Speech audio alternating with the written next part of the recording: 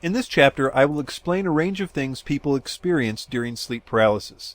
I will also explain what the modern scientific community believes about sleep paralysis and some of the reasons that I think they are wrong. What is sleep paralysis? According to one definition, sleep paralysis is a phenomenon in which people either when falling asleep or awakening temporarily experience an inability to move, and it is often associated with terrifying visions. What happens during sleep paralysis? There is such a wide range of things that people experience in sleep paralysis. Some cases can be considered very mild, while others quite severe. In almost every case there is paralysis, the inability to move. This occurs in even the most mild cases. In addition, almost all experiencers report the feeling that there is an evil or menacing presence in the room, even if they don't actually see anything there. This feeling has been called felt presence by the scientific community and is reported in nearly every case of sleep paralysis. Those two things, paralysis and felt presence, are the basic things that happen in an episode of sleep paralysis. A mild case usually lasts for less than a minute and occurs only a few times in a person's life. Recent studies have shown that 6.2% of the population has experienced this at least once, though there is reason to believe that the numbers are much higher than this. Other studies have shown that almost 30% of a randomly sampled student population has experienced sleep paralysis. On the other end of the spectrum, in the more severe cases, a person experiences sleep paralysis for a longer duration and much more frequently. They not only sense evil presences, but they might also see them in a variety of forms, and might be physically attacked or sexually violated by them. A small sample of other things that have been associated with sleep paralysis include noises. These can be anything from buzzing sounds, footsteps, chanting, screaming, or even long conversations with the perceived presence. Seeing things. While some people see nothing at all, others see shadows, people, hooded figures, various monstrous beings, aliens, dead relatives, elves, and much more. There is really no limit to the various forms people claim to have seen during sleep paralysis, though the ones listed above are the most commonly reported. Physical interactions. People have described a wide range of physical contact during sleep paralysis. These include light touches, pressure on the chest, as well as a variety of sexual experiences including rape of both men and women. Out-of-body experiences. Many people report leaving their bodies during sleep paralysis, either voluntarily or involuntarily. They claim to be able to see their body while floating above the bed. Alternately, some people claim to be sinking or being pushed into their bed either by the entity or independently. The mainstream explanation of sleep paralysis. Sleep scientists admit they don't know the cause of sleep paralysis. However, there are several theories that have been proposed recently. Probably the most prevalent theory is that there is an inappropriate overlap of the REM and waking stages of sleep. REM stands for rapid eye movement, which is a stage of sleep characterized by the rapid and random movement of the eyes. Basically, they say that a person is waking up while their body is still asleep. Normally, the body shuts down the ability to move while asleep, so a person doesn't act out their dreams.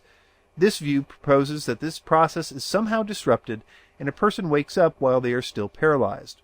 The reason they say that people hear, see, and feel all the scary things that they do during sleep paralysis is another story altogether. Here again they admit they do not know why this happens, though there are a number of theories that they propose.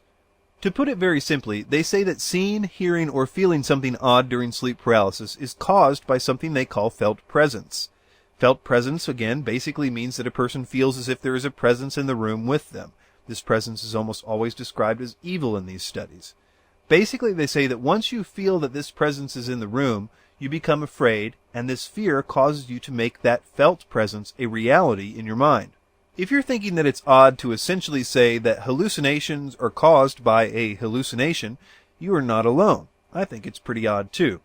If we were to assume this is true, however, then the next logical question would be, if the hallucination of an evil presence is the core cause of the other hallucinations, where does the first hallucination, felt presence, come from? The short answer is they don't know, but again they have some theories. The main theory is that when a person wakes up and finds themselves paralyzed, it activates their, quote, threat-activated vigilance system, end quote. This is a protective mechanism the body uses to differentiate between dangerous situations and determine whether the fear response is appropriate. For example, if you heard a noise in the woods, your threat-activated vigilance system would cause you to be on high alert until you determined if the source of the noise was a threat or not. This process is often associated with the part of the brain called the amygdala, which is responsible for extreme emotions like fear. In fact, the whole reason this theory came about is because scientists using neuroimaging techniques like MRIs saw that the amygdala was activated with people having sleep paralysis.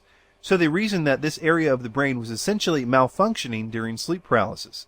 They theorized that the threat-activated vigilance system is not able to find a real threat, so it creates one, that is, the felt presence, which would then cause the other hallucinations. What's wrong with the mainstream explanations?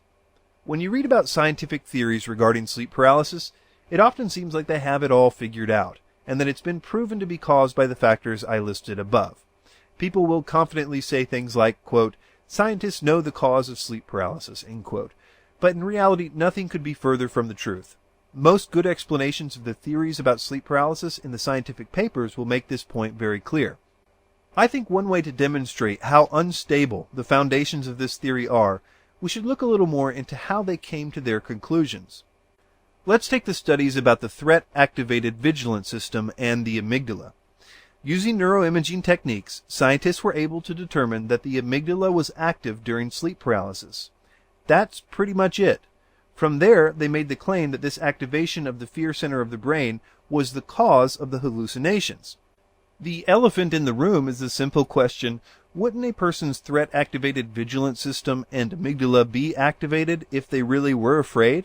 And since sleep paralysis is such a fearful thing, it makes perfect sense that they notice brain activity with the fear centers of the brain.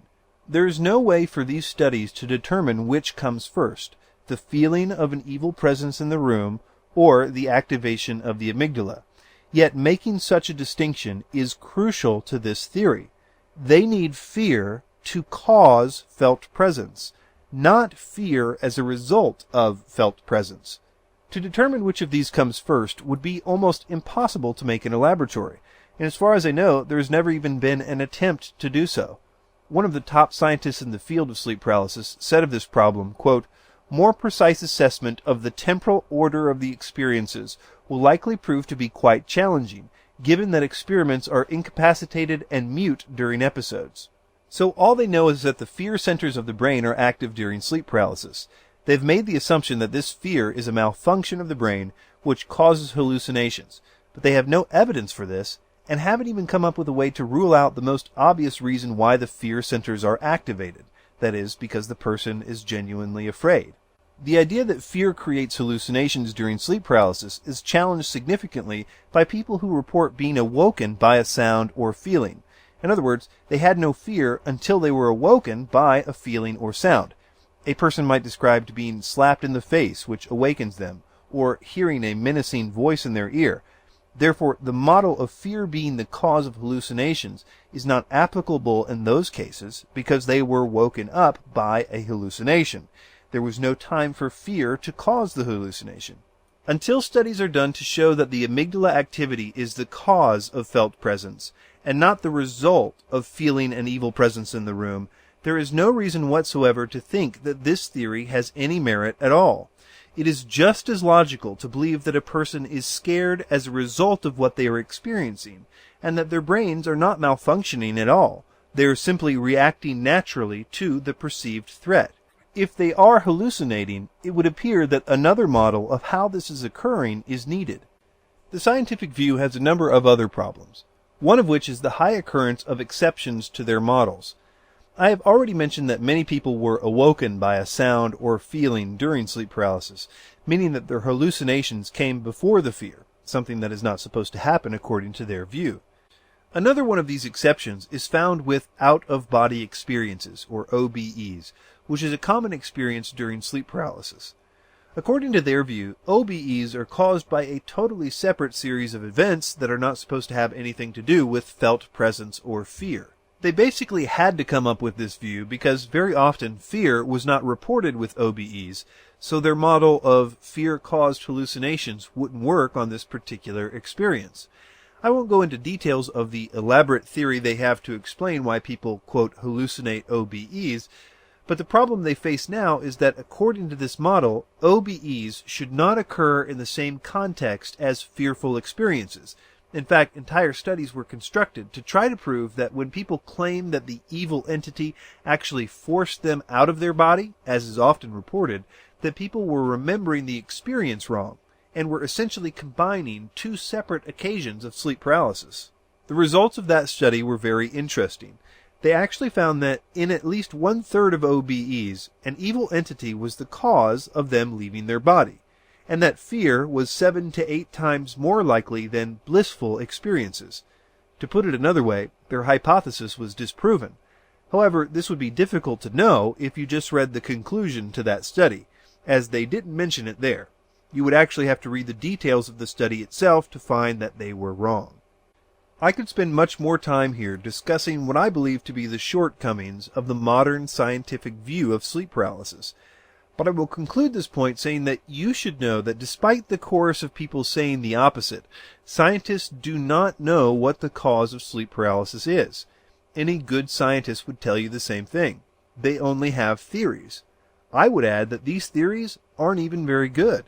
I know that many of you who are reading this are dissatisfied with the modern scientific view, either because you see the problems with their methods for coming to these conclusions, or simply because you know deep down that you are not hallucinating what you see or hear during sleep paralysis, and you feel that what is happening to you may have a completely different explanation. In the next few chapters, I hope to show you that the belief that these are not hallucinations at all, but something real, is a view that can be logically, even scientifically, defended.